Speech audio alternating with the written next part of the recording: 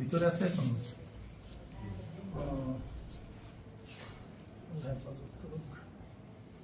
কবে নাগাদ বের করবো? আগামী মঙ্গলবারে বলছে। দেখতে পান আপনারটাতে? ওটাতে দেখি না। আল্লাহ, বাম পাশেরটা দেখি। ওটা সমস্যা ছিল, এই জন্য আবার চশমা নিয়েছি।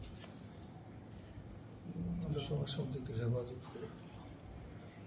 ঠিক আছে, সময় আলোক মাফ করে দেবো। আসসালামু আলাইকুম। এর সাথে